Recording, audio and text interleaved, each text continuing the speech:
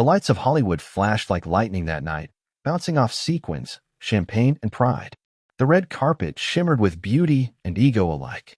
But beneath the flashbulbs, one act of cruelty would silence it all. Inside the grand ballroom of the Sunset Plaza Hotel stood Elaine Porter, 26, exhausted but graceful. Her white serving uniform was crisp, her smile patient, even as her feet ached from a double shift. She was there for one reason. Her mother's dialysis treatments weren't going to pay for themselves. Life hadn't given Elaine much, but she gave what she could: kindness, dignity, and respect to every guest who crossed her path. If you believe in kindness, second chances, and the courage to stand up when no one else will, then tell me, where are you, and what time is it right now as you watch me? I love finding out where you, my audience, are listening from. Comment your city below, subscribe, and like the video. You know our stories reach more people who agree that the world needs more kindness around. Thank you for this. Now let's begin. The Sunset Plaza Hotel blazed with light that evening, every corner dripping with opulence. Crystal chandeliers cast fractured rainbows across marble floors. Designer gowns swept past velvet ropes. Photographers shouted names like prayers, hoping for just one perfect shot. It was a charity gala honoring veterans, but the real currency flowing through those gilded doors wasn't gratitude. It was status. Megan Simmons glided through the crowd like she owned the night. At 32, she'd earned her place among Hollywood's elite.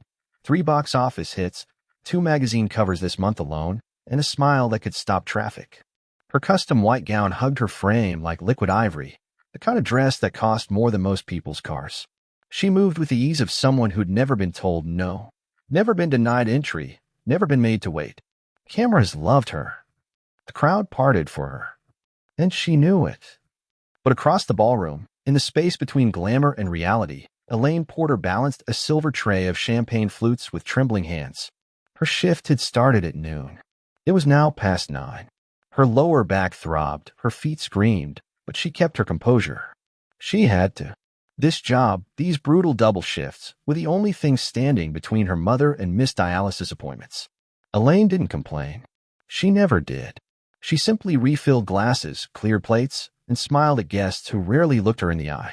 To them, she was invisible, part of the decor, like the flowers or the ice sculptures. But not everyone saw her that way. Near the entrance, 3 men stood like anchors in a sea of silk and champagne. Matty Cash and Somerville wore black leather jackets adorned with patches that told stories most people in this room would never understand. Hell's Angels. They'd been invited by the event's sponsor to represent their chapter's substantial donation to the Veterans Fund. The bikers didn't belong in this world of trust funds and talk show appearances, but they carried themselves with a quiet dignity that made even the security guards step aside. Matty, the oldest of the 3, had a salt and pepper beard and eyes that missed nothing. He watched Elaine move through the crowd, the way she steadied an elderly veteran's hand as she poured his drink, the way she didn't flinch when a drunk executive nearly knocked her tray over. "That girl's got patience," Matty murmured to Cash, who stood beside him with arms crossed. Cash nodded slowly. More than most people in this room deserve. Somerville, the youngest but no less observant, noticed it too. "She reminds me of someone," he said quietly.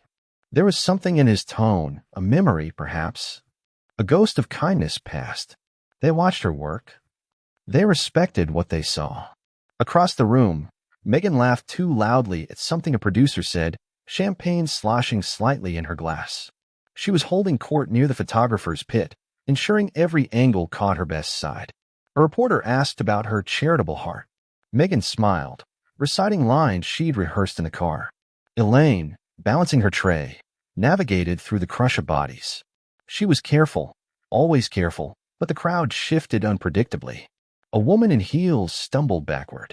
Elaine pivoted to avoid a collision, and in that split second, the corner of her tray grazed the edge of a passing table.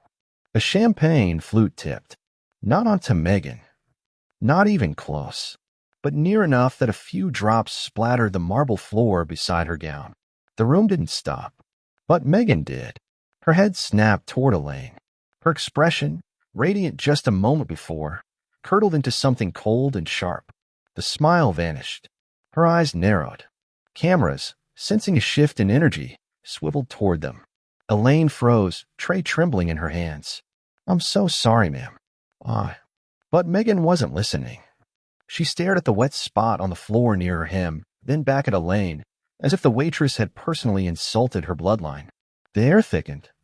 Conversations nearby faltered. Photographers sensed something brewing. Near the entrance, Maddie's jaw tightened. Cash's arms uncrossed. Somerville took one slow step forward. And in that moment, in the space between Megan's disgust and Elaine's apology, between the glitter and the grit, the night shifted. Something was about to break. Time slowed. Megan's fingers tightened around her champagne flute. Her perfectly manicured nails caught the light as her arm rose, not in a toast, but in fury. For a heartbeat, the room existed in suspended animation, the glittering chandeliers, the murmur of conversation, the click of distant cameras. Then she threw it. The champagne arced through the air like liquid cruelty, catching every flash, every bulb, every witness. It hit Elaine square in the chest, exploding across her white uniform in a violent spray. The cold liquid soaked through fabric and skin, drenching her face, her hair, her collar. Champagne dripped down her neck like shame made visible. The photographers went silent. Not the quiet of respect. The silence of shock, of disbelief, of people watching something they knew was wrong but didn't know how to stop. Elaine stood frozen, her tray still balanced in trembling hands. Liquid ran down her cheeks, whether champagne or tears, no one could tell. Her mouth opened, but no sound came. Her body shook, but she didn't move. She simply stood there, soaked and small, while the ballroom held its breath. Megan stepped forward, her smile returning, sharp, cruel, performative. She tilted her head as if admiring her work, then spoke loud enough for the nearby cameras to catch. "Maybe now you'll learn how to serve properly." The words landed like slaps. A few nervous laughs rippled through the crowd, the kind of laughter people offer when they're uncomfortable, when they don't know what else to do. Most stayed silent, eyes darting away, suddenly fascinated by their shoes, their drinks, the ornate ceiling. No one intervened. Elaine's lips moved. Her voice came out barely above a whisper. I'm so sorry. Please, I didn't mean." "Of course you didn't," Megan interrupted, her tone dripping with mock sweetness. "People like you never do." The cameras clicked. Social media would devour this by morning. But near the entrance, three men weren't clicking anything. They weren't laughing. They weren't looking away. Maddie's hands curled into fists at his sides. His jaw locked so tight a muscle jumped in his cheek. Beside him, Cash's breathing had gone slow and deliberate, the kind of calm that precedes a storm. Somerville's eyes never left Megan's face, cataloging every smirk, every gesture, every ounce of cruelty she wore like jewelry. "She picked the wrong woman," Maddie muttered, his voice low and dangerous. Cash didn't respond. He didn't need to. His silence said everything. Across the room, Elaine slowly lowered her tray. Her hands were still shaking, but something in her posture remained unbroken. She didn't shout. She didn't curse. She didn't throw anything back. She simply set the tray on a nearby table with careful, deliberate dignity, champagne still dripping from her chin. Then she turned and walked. Not running. Not fleeing. Walking, spine straight, head up, even as her uniform clung wetly to her body and humiliation burned in her chest. She moved through the crowd like a ghost, and the sea of designer gowns and tuxedos parted for her in guilty silence. The photographers watched her go. Some lowered their cameras, suddenly ashamed. But Megan turned back to the press with a laugh, flipping her hair as if nothing had happened. "Where were we?" she asked a reporter, her smile bright and empty. The reporter didn't answer. He was staring at something behind her. The three bikers were moving. Not running. Not charging. Just moving with the slow, inevitable weight of men who'd made a decision. Maddie led, his boots heavy on the marble floor. Cash and Somerville flanked him like shadows. They didn't look at Megan. They didn't need to. They simply disappeared behind the velvet curtains near the service entrance, following the path Elaine had taken. The crowd began to relax. Conversations resumed. Someone made a joke about drama. A waiter appeared with a mop. Megan posed for another photo, tilting her head just so, her white gown pristine and perfect. She had no idea. Outside, in the parking lot and the streets beyond, engines were already rumbling to life. Harleys, dozens of them, fired up in a symphony of chrome and thunder. Word had spread through the chapter faster than any photograph could travel. Brothers called brothers. Patches called patches. 100 Hells Angels, invited guests, sponsors, veterans themselves, had just witnessed what happened inside that ballroom. They'd seen the drink thrown. They'd seen the humiliation. They'd seen the crowd do nothing. And they decided. Inside, Megan laughed for the cameras, champagne glass already refilled, her night continuing exactly as planned. She had no idea her night was just beginning. The sound of distant thunder rolled through the streets, not from the sky, but from the throats of 100 motorcycles, circling, waiting, deciding exactly how justice should sound. The gala wound down like all Hollywood events do, with champagne-soaked goodbyes, business cards exchanged, and promises no one intended to keep. By 11 o'clock, the red carpet had been rolled up, the photographers had packed their gear, and the Sunset Plaza Hotel's valet station buzzed with luxury vehicles queuing for departure. Megan stood beneath the portico with her entourage, her publicist, her assistant, and 2 actor friends who'd attached themselves to her spotlight. They were laughing loud and careless, still riding the high of the evening. "Did you see her face?" one of the actors said, mimicking Elaine's shocked expression. "I thought she was going to cry right there." Megan's publicist grimaced. "We should probably get ahead of this." "Twitter saw already." "Twitter loves drama," Megan interrupted, waving her hand dismissively. "By tomorrow, everyone will be talking about my dress, not some clumsy waitress." "Trust me." They laughed again. The kind of laughter that comes easy when you've never had consequences. The valet pulled up with Megan's black limousine, its engine purring like a contented cat. Her assistant moved to open the door, but froze mid-reach. Across the parking lot, near the shadows where the streetlights didn't quite reach, a wall of motorcycles sat in perfect formation. Harleys, dozens of them. Chrome gleaming in the dim light, engines silent but somehow still menacing in their stillness. And standing in front of them, arms crossed, were 3 men in leather. Megan's publicist noticed them next. "Are those the bikers from earlier?" "Probably waiting for their rides," Megan said, barely glancing their way. "Can we go? I have an early call tomorrow." But the bikers weren't waiting for rides. Matty stepped forward first. His boots struck the pavement with deliberate, echoing thuds that cut through the chatter. Each step was measured, unhurried, inevitable. Cash and Somerville followed, flanking him like shadows. The entourage's laughter died. Matty stopped 3 feet from Megan, close enough that she had to look up slightly to meet his eyes. He didn't raise his voice. Didn't need to. "You threw that drink at the wrong woman." The words hung in the air like smoke. Megan blinked, then laughed, a brittle, nervous sound trying to mask itself as amusement. "Excuse me? Are you fans? Because this really isn't the time for." "We're not fans," Cash said, his voice flat and cold. Megan's assistant stepped forward, trying to assert authority he didn't have. "Gentlemen, Miss Simmons has had a long evening. If you'd like an autograph, you can contact her management." Somerville pulled off his gloves slowly, one finger at a time, never breaking eye contact with Megan. "That waitress you humiliated in there." His voice was quiet, but it carried weight. "Her mother cooked for us back in Bakersfield. Every Thanksgiving. Every Christmas. Fed our brothers when nobody else would." He stepped closer. "We don't let people like you spit on family." Megan's arrogance cracked. Just for a moment, something flickered in her eyes, fear, maybe, or the first seeds of understanding. She took a half step back, her heel clicking against the curb. "I don't know what you think happened in there, but—" "We know exactly what happened," Maddie interrupted. "We watched. Everyone watched. And nobody did a damn thing." The publicist was on her phone now, probably calling hotel security. The assistant had backed up against the limo. The actor friends had suddenly remembered they had other places to be. Megan straightened, trying to reclaim her composure. "This is ridiculous. I'm leaving." She turned toward the limo, reaching for the door handle. "You're not getting away that easy, princess." Maddie's words stopped her cold. And then the night exploded with sound. From the parking lot, from the side streets, from every shadow and corner, engines roared to life.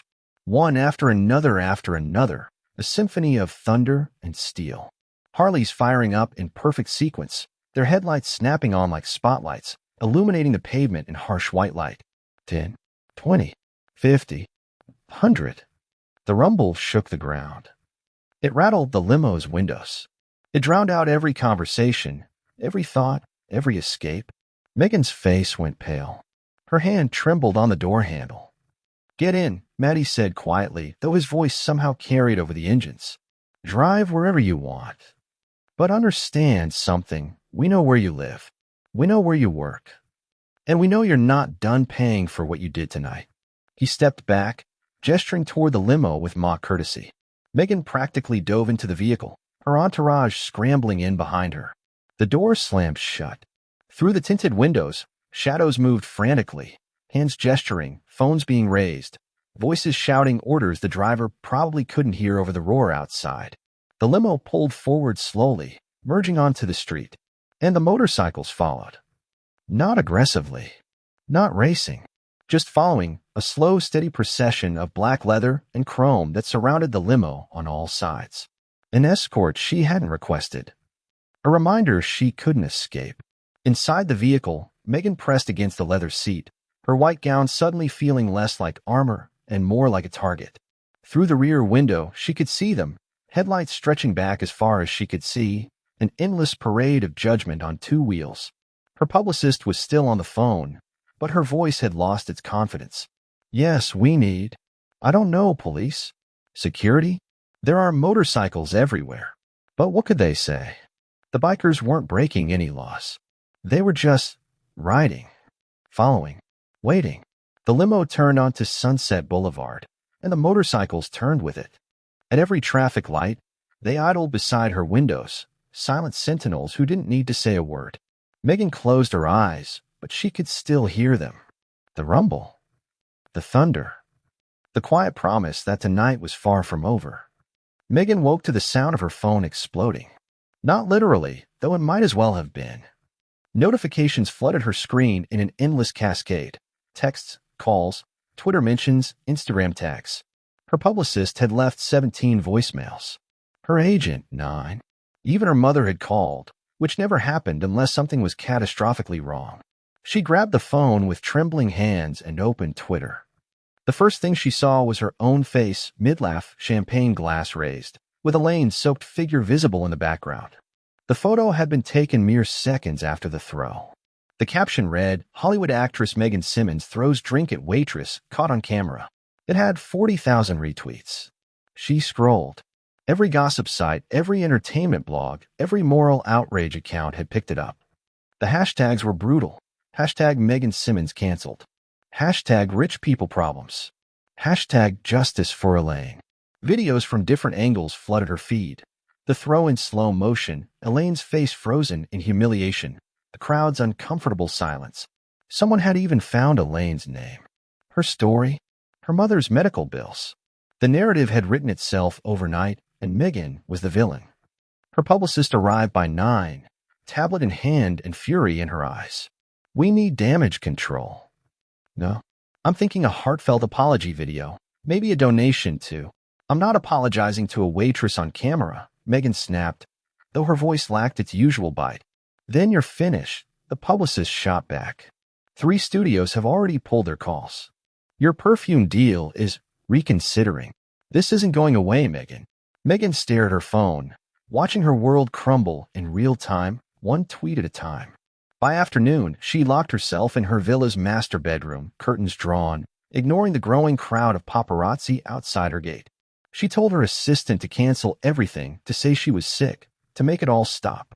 Then came the knock. Her assistant's voice carried through the door, uncertain and small. "Ms. Simmons, there are 3 men here. They said it's about last night. They won't leave." Megan's stomach dropped. She knew exactly who they were. Tell security to remove them. Security tried. They just stood there. They said they'll wait as long as it takes. Megan closed her eyes, her heart hammering. She could call the police. She could hide. But something in her gut told her that wouldn't end this. These men didn't operate on Hollywood rules. She descended the spiral staircase slowly, each step feeling heavier than the last. Through the floor-to-ceiling windows of her foyer, she could see them, Maddie, Cash, and Somerville, standing on her marble driveway like immovable pillars. She opened the door. They didn't wait for an invitation. They walked in, not aggressive, not violent, but commanding in a way that made her security team step aside without protest. The three bikers stood in her pristine, white-on-white living room, their leather and boots a jarring contrast against her designer furniture. Matty spoke first, his voice calm but unyielding. "You've got two choices. Do something right or keep pretending. I don't know what you." "Yes, you do." He cut her off without raising his voice. "You humiliated a good woman in front of the world. Now the world's watching you. You can spend the next week hiding behind lawyers and publicists, or you can face what you did." "I already said I'm handling it." "You're not handling anything," Somerville interrupted. "You're managing your image. That's not the same thing." Cash stepped forward, pulling car keys from his pocket. "Get dressed. Something you don't mind ruining." "We're taking a drive." "I'm not going anywhere with you." "Yes," Maddie said simply, "you are." And somehow she knew arguing was pointless. 20 minutes later, Megan sat in the back of a pickup truck, wedged between Cash and Somerville, while Maddie drove. They'd left her villa, her security, her perfectly curated life behind. The streets changed as they drove, from Bel Air's manicured lawns to the grittier roads of East Los Angeles. They pulled up to a worn building with chipped paint and a hand-painted sign, the Haven Shelter. Megan's stomach turned. "What is this?" "Where Elaine volunteers," Maddie said, killing the engine. "Every weekend." "Has for 3 years." "You've got to be kidding." Cash's hand landed on her shoulder, not rough, but firm. "You're gonna serve tonight." "Not food." "Humility." "I am not." "You are." His voice was a low growl. "You threw a drink at a woman who spends her free time feeding people who have nothing. You humiliated her because you could. Now you're going to see what she does when nobody's watching." Megan looked at the shelter's door, her designer heels suddenly feeling ridiculous against the cracked pavement. Inside, she could hear voices, the clang of pots, the smell of something cooking. "And if I refuse?" Maddie met her eyes. "Then we make sure every news outlet, every social media account, every person who saw that video knows you refused. You think you're canceled now. Test us." The weight of it hit her. This wasn't a photo op. This wasn't a PR move. This was real. Unavoidable. The kind of consequence she'd never faced before. She opened the truck door. They walked her to the entrance. No cameras, no entourage, just 3 bikers and 1 actress whose world was unraveling. Maddie pushed open the door. The shelter was modest but clean. Folding tables lined one wall. A kitchen hummed with activity in the back. Veterans, homeless families, and exhausted faces filled the chairs. And standing near the serving counter, wearing a faded apron and stirring a massive pot of soup, was Elaine. She looked up at the sound of the door. Her eyes found Megan's.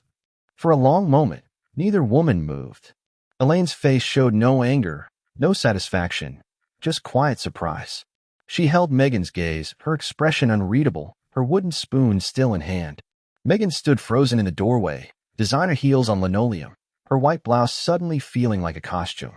The room seemed to hold its breath. Elaine didn't speak. Didn't need to. Her silence said everything. Behind Megan, Maddie's voice was barely a whisper. "Welcome to the reckoning."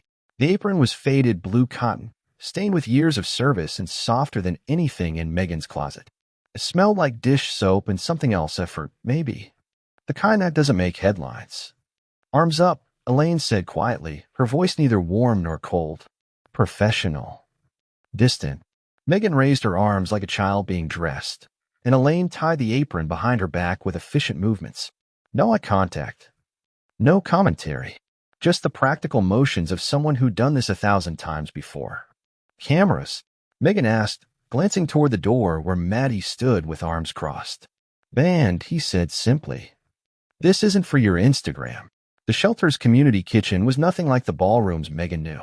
The air was thick with the smell of beef stew, old bread warming in industrial ovens, and something else. Gasoline, maybe, or motor oil tracked in on someone's boots. Fluorescent lights hummed overhead, harsh and unflattering. No one here cared about angles or lighting. Elaine handed Megan a ladle.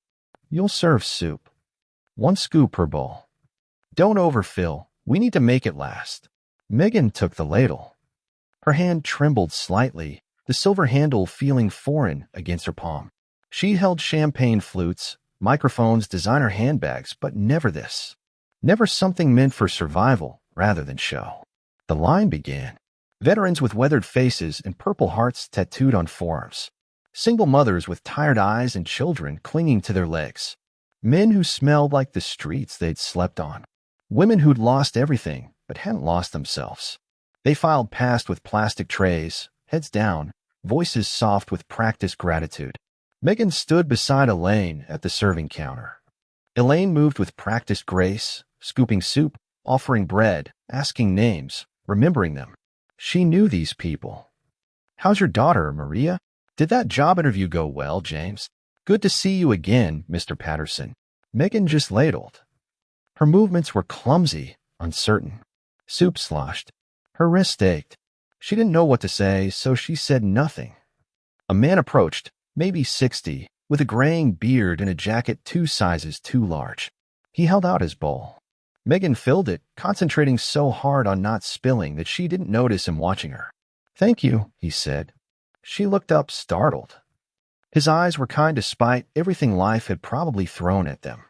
"For the soup," she managed. "For being here," he said simply, then moved on.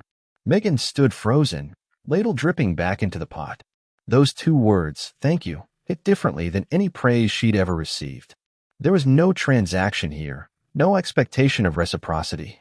Just gratitude. Simple. Honest. Earned. She didn't know what to do with it. "Keep moving," Elaine said quietly beside her, not unkindly. "There are more people waiting." Megan continued serving. Her designer heels clicked awkwardly on the concrete floor. Her white blouse, probably worth more than a month's rent for most people here, was already spotted with broth. Her hair, usually perfect, fell loose from its clip. She was a mess, and for the first time in years, no one cared. Near the door, Cash leaned toward Maddie. "She's not running." "Not yet," Maddie replied, watching Megan struggle with the ladle. "But she's thinking about it."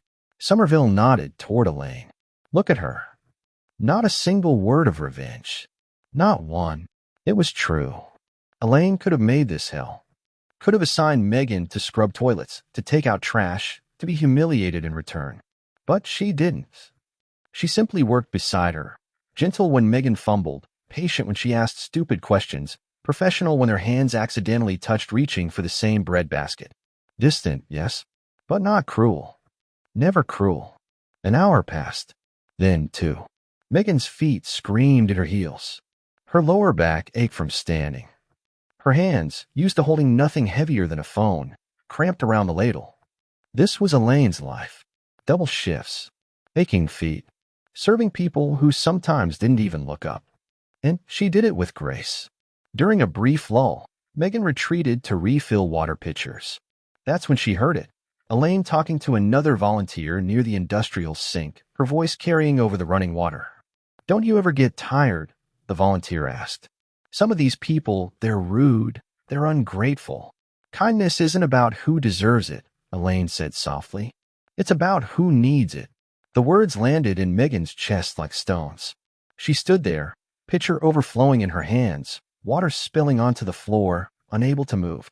That single sentence, spoken without audience, without cameras, without any awareness Megan was listening, contained more truth than every script she'd ever memorized. Kindness isn't about who deserves it. Megan had spent her entire life in a world that operated on deserve. Who deserved the role, the award, the cover, the spotlight. Everything was transactional, earned, measured. But this place, these people, none of them had earned Elaine's kindness. And Elaine didn't care. She gave it anyway. Megan turned off the faucet with shaking hands, mopped up the spilled water, and returned to the serving line. She didn't speak, didn't ask questions, just kept ladling soup, kept handing out bread, kept existing in a space where her name meant nothing and her actions meant everything.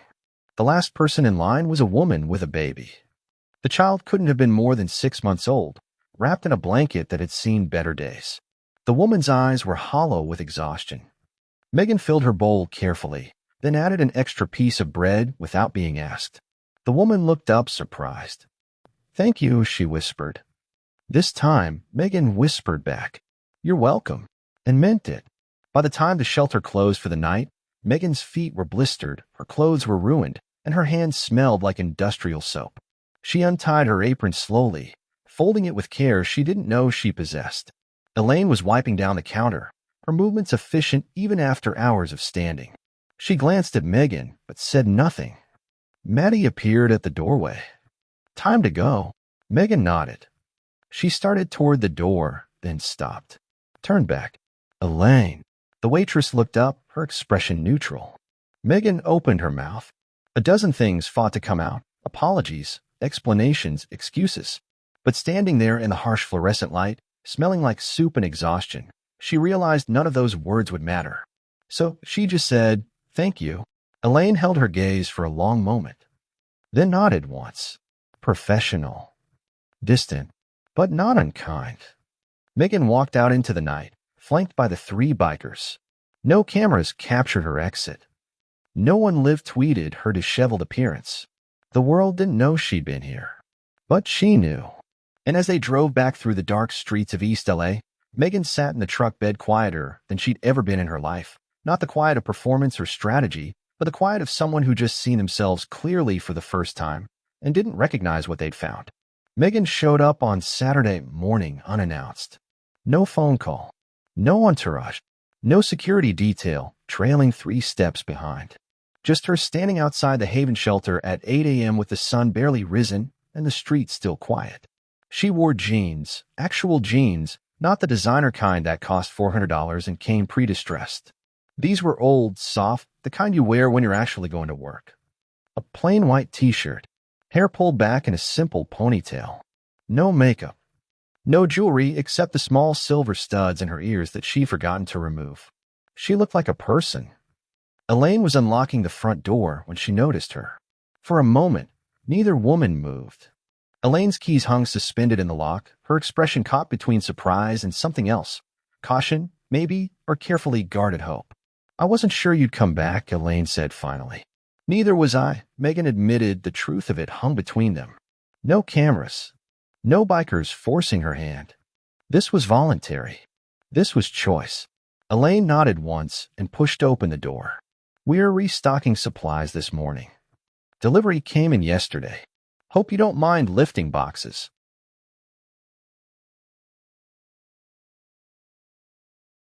"I'll manage." Inside, the shelter was quiet in the way buildings are before they fill with purpose. Fluorescent lights flickered on one by one. The industrial kitchen smelled faintly of yesterday's bleach and tomorrow's potential. Megan followed Elaine to the back storage room where cardboard boxes were stacked to the ceiling. "Canned goods go on the left shelves," Elaine instructed, already hoisting a box. "Dry goods on the right. Bread and perishables stay in a walk-in." They worked in silence at first. The rhythm of it was almost meditative. Lift, carry, stack, repeat. Megan's arms burned. Her back protested. She'd done yoga with celebrity trainers, Pilates with Instagram influencers, but she'd never done this. Real work. The kind that built calluses and left you sore in places you didn't know existed. After an hour, Elaine brought out 2 bottles of water and gestured to a bench near the kitchen. They sat, not quite together, but not quite apart. "Why are you here?" Elaine asked. Not accusatory, just curious. Megan twisted the cap off her water bottle, watching condensation drip onto her jeans. "I don't know," she said honestly. "The bikers aren't making me. My publicist doesn't know I'm here. I just..." She trailed off, searching for words that had never existed in her vocabulary before. "I don't know why I'm doing this." Elaine was quiet for a moment, her gaze steady and measuring. Then she said, "Because somewhere in there, you still can." The words hit different than they should have. Not praise, not forgiveness, just observation. An acknowledgement that there is still something salvageable beneath all the layers of performance and ego and Hollywood polish. Megan looked at her hands, nails unmanicured for the first time in years, a callus already forming on her palm from yesterday's ladle. "I'm not good at this." "No one is at first," Elaine replied. "But you showed up. That's something." Outside, Maddie and Cash sat on their motorcycles in the parking lot, watching the shelter's entrance like quiet sentinels. They hadn't been summoned, hadn't been asked to come, but they were there anyway, curious to see if yesterday was performance or the beginning of something real. "She came back," Cash said, surprised despite himself. Maddie nodded slowly, his weathered face thoughtful. She's starting to get it. Think it'll stick? Don't know. But she's here voluntarily. That's a start. Inside, the lunch service began. Megan, tied on the same faded apron, took her place at the serving line beside Elaine. But today was different. Today, she paid attention. The man with the graying beard from yesterday, she learned his name was Robert. Vietnam vet. 3 tours. Slept in his car but wouldn't take a bed at the shelter because someone else needs it more. The woman with a baby was Maria. 23. Her husband left 6 months ago. She was training to be a nurse but couldn't afford childcare and tuition buff. The elderly veteran who walked with a cane, Thomas Patterson, lost his left leg below the knee in Desert Storm. Came to the shelter not because he needed food, but because he needed company. Gets lonely, he'd said, when everyone you served with is either dead or moved on. Megan listened. Really listened. Not the Hollywood listening where you wait for your turn to talk, but the kind where you actually hear what people are saying. Their stories. Their dignity despite everything. A young boy, maybe 7, came through the line with his mother. He stared at Megan with wide eyes, not because he recognized her, but because he was curious why someone who looked like she didn't belong was standing behind a counter. "Are you a volunteer?" he asked. "I'm trying to be," Megan said honestly. He smiled at that, the kind of pure, uncomplicated smile that exists before life teaches you to be cynical. "That's cool. My mom says volunteers are heroes." His mother looked embarrassed. "Michael, don't bother the lady." "He's not bothering me," Megan said quickly. She ladled soup carefully into the boy's bowl, then added an extra piece of bread. "Your mom's right, by the way. But the real heroes are the ones who come here every week. People like—" She glanced at Elaine. "People who show up even when no one's watching." The mother smiled gratefully and moved on. Michael waved. Megan waved back. Near the end of service, an elderly woman approached the counter. She was thin, almost fragile, with hands that shook as she held her tray. Probably in her 80s. Her clothes were clean but worn threadbare. Megan filled her bowl, then reached for bread. But Elaine's hand stopped her gently. "We're out," Elaine said quietly. Last piece went to the family before her. Megan looked at the empty breadbasket, then at the old woman's hopeful face. Something shifted in her chest. Not performance, not strategy, but genuine feeling. She'd packed a lunch this morning. A habit from her assistant's planning. It sat in a brown paper bag near her purse in the back room. Sandwich, apple, granola bar. Food she didn't need. Food she'd probably throw away. "Wait here," Megan said to the woman. She disappeared into the back, returned with her lunch bag, and placed it gently on the woman's tray beside the soup bowl. "For you," Megan said. The old woman's eyes filled with tears. "Oh, sweetheart, I can't take your—" "Please," Megan said, and the word came out softer than she'd meant it to. "I want you to have it." The woman reached across the counter and squeezed Megan's hand. Her skin was paper-thin, her grip surprisingly strong. "Bless you, dear." Megan watched her walk to a table, sit down slowly, and unwrap the sandwich with trembling reverence. Something inside Megan cracked, not broke, but opened. A space for something she'd forgotten existed. Near the door, Maddie and Cash had seen the whole thing. They didn't speak. Didn't need to. Maddie simply nodded, once slowly with the weight of approval that doesn't require words. Cash uncrossed his arms. "She gave up her lunch. I saw. That wasn't for show." "No," Maddie agreed. "It wasn't." They watched Megan return to the serving line, watched her continue working even though her shift was technically over, watched her stay to help Elaine clean tables and wipe counters and stack chairs. No cameras. No publicist. No social media post about her charity work. Just a woman learning slowly what it meant to give without expecting applause. When the shelter finally closed, Megan untied her apron for the second time. Her feet ached. Her stomach was empty. But something else filled the space. Something unfamiliar and strange and oddly comforting. Purpose, maybe. Or the beginning of it. Elaine walked her to the door. "Same time tomorrow?" she asked. Megan looked at her, surprised. "You want me to come back? Do you want to come back?" The question hung there. Honest. Open. Without agenda. Megan thought about the old woman's hand in hers. About Michael's smile. About Robert and Maria and Thomas and all the faces that now had names. Yes, she said quietly. I do. Elaine nodded. Not friendship yet. Not forgiveness. But something close to understanding. Then we'll see you tomorrow. Outside, Matty started his motorcycle, the engine rumbling to life. Cash and Somerville followed suit. But as they pulled out of the parking lot, they weren't escorting Megan anymore. They were just riding home. For 3 weeks, Megan Simmons vanished. Not the performative kind of disappearance celebrities orchestrate with their publicists, the taking time for self-care posts, or the digital detox announcements that still somehow include professionally lit selfies. This was different. Real. The kind of absence that left tabloids scrambling and gossip sites speculating wildly. Megan Simmons in rehab? One headline shouted, "Career over."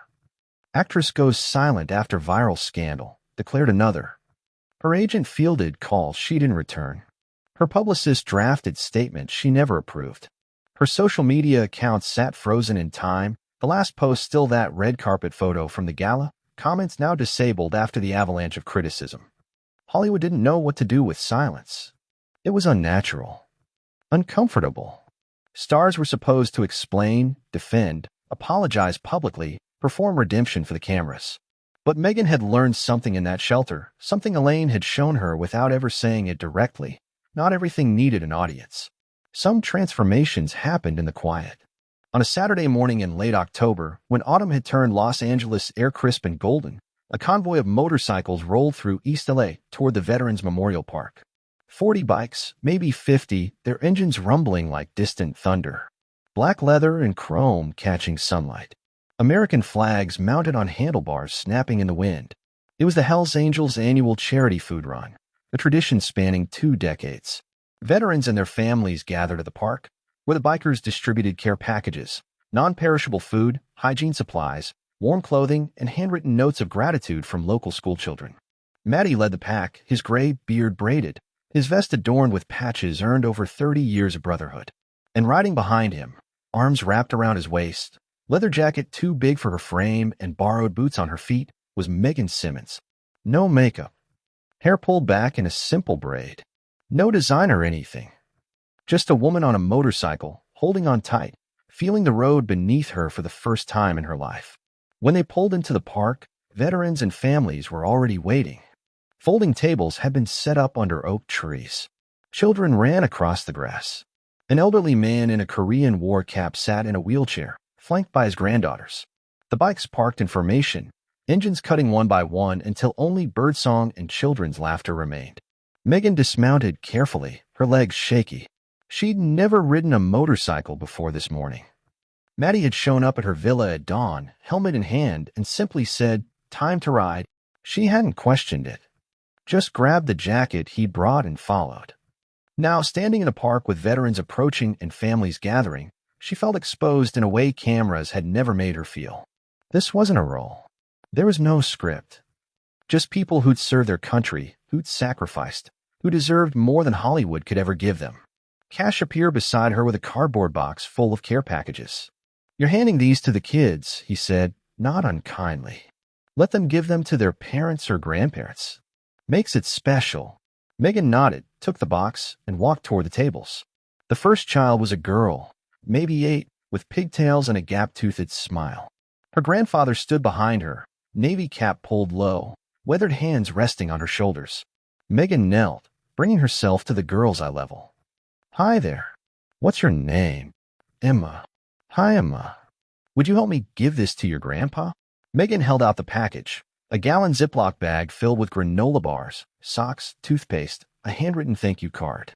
Emma took it carefully, then turned and presented it to her grandfather with both hands, ceremonial and sweet. The old man's eyes glistened. He saluted his granddaughter, then looked at Megan. "Thank you, miss.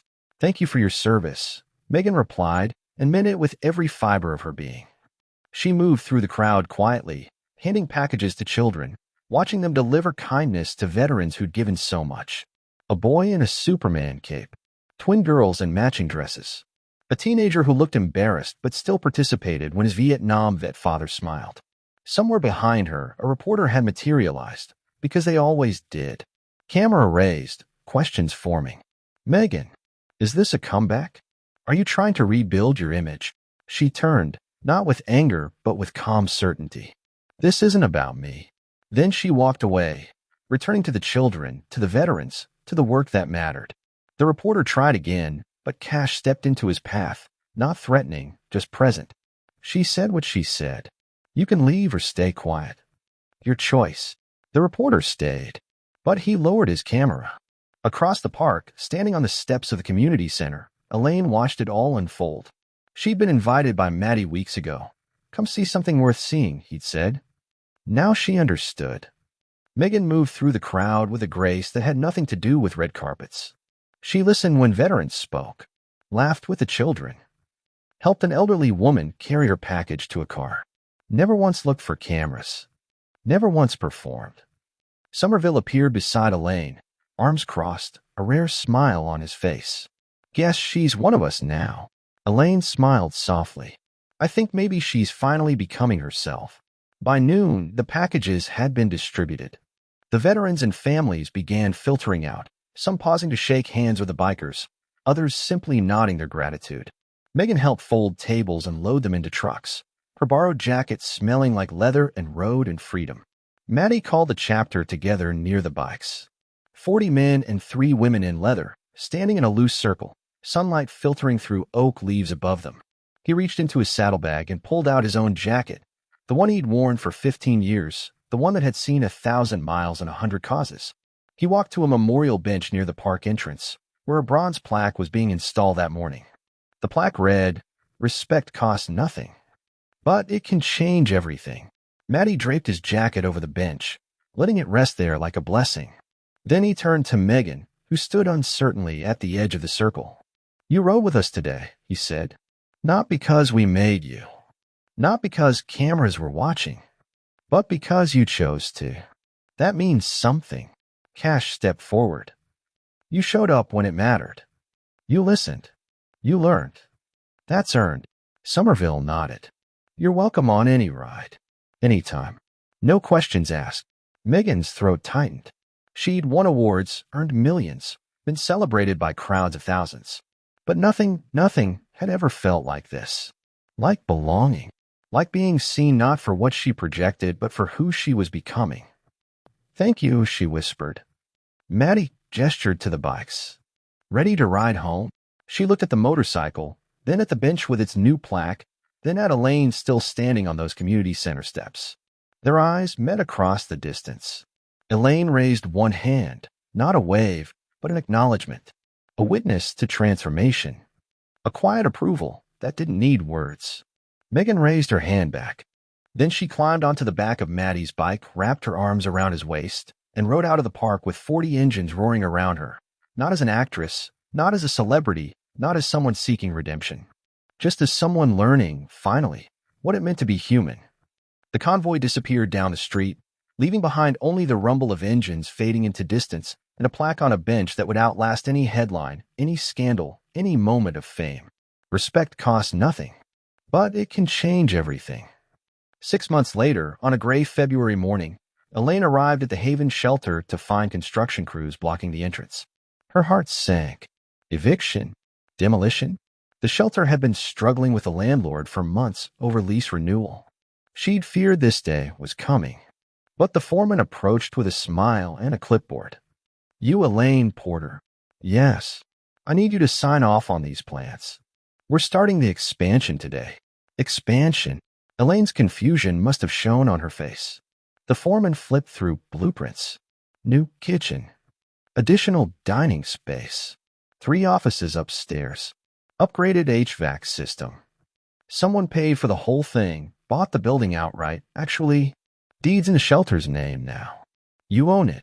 Elaine staggered slightly, gripping the doorframe. That's impossible. We can't afford. Anonymous donor, the foreman interrupted. Paid in full. Only stipulation was the project had to be completed by spring, and that this be installed at the entrance. He gestured to 2 workers carrying a bronze plaque, its surface gleaming in the morning light. The inscription read, In honor of those who serve without seeking applause. May this place always be a home for the hungry, a shelter for the weary, and a reminder that kindness echoes louder than fame ever could. No name, no donor credit, just words that made Elaine's eyes blur with tears. That afternoon, a letter arrived at her apartment. Expensive stationery, but no return address. She opened it with trembling hands. Dear Elaine, thank you for teaching me what cameras never could. I spent my whole life chasing applause, measuring my worth in headlines and followers, and applause that disappeared the moment I left the room. You showed me that real strength is quieter. It mops floors at 4 a.m. It serves soup to strangers. It gives without needing credit. The shelter expansion isn't charity. It's gratitude. You changed my life by refusing to let cruelty define either of us. You responded to my worst with your best, and somehow that broke through every wall I'd built. I won't be at the ribbon cutting. This isn't about me. It never was. But I'll be watching from a distance, grateful that you existed when I needed to learn what humanity looked like. With respect and endless thanks, a student who's still learning. No signature. No name. But Elaine knew. She folded the letter carefully and placed it in her dresser drawer, next to the small silver angel pin the Hells Angels had given her months ago. Some gifts weren't meant for display. Some meant everything precisely because they stayed private.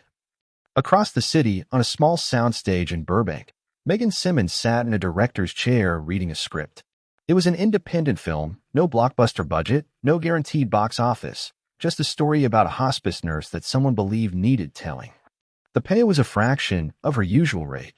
The role would require no makeup, no glamour, no scenes designed to go viral. Just honest work. Real character. Something that mattered more than it would trend. Her agent had called it career suicide. Megan called it the first role she'd actually wanted to play. The director approached, a woman in her 50s who'd been making films for 20 years without ever becoming famous. Ready for the first read-through? Yes, Megan said simply.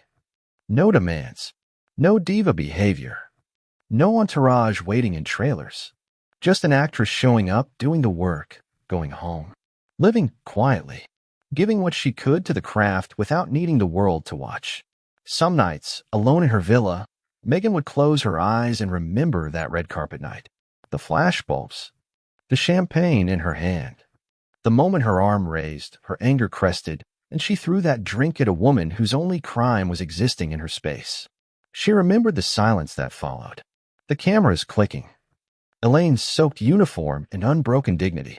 That champagne splash had destroyed her carefully constructed image, had shattered her illusions about who she was and what mattered, had forced her to face the emptiness beneath all the applause.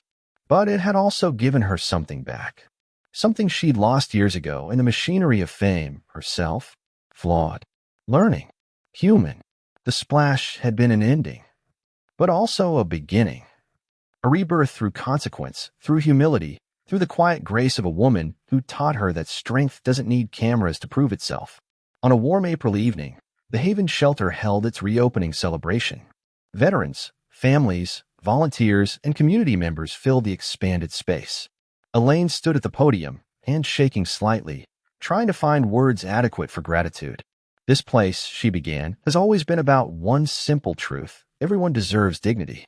Everyone deserves kindness. Everyone deserves to be seen. She glanced at the bronze plaque near the entrance. Someone understood that in a way I'll always be grateful for. They chose to give without taking credit, to help without seeking recognition. That's the kind of generosity that changes the world, one quiet act at a time. Outside, in a parking lot, 3 motorcycles idled quietly. Maddie, Cash, and Somerville sat watching through the windows, arms crossed, faces thoughtful. She know we're here? Cash asked. Probably, Maddie replied. But we're not going in. This is her moment. They watched Elaine speak, watched the crowd applaud, watched a community celebrate a second chance that had come from an unexpected source. Think the actress will ever come back? Somerville wondered. Maddie shook his head. Doesn't need to. She already did the most important thing. What's that? She learned. She changed. She gave without needing applause. Maddie started his engine. That's all we ever wanted.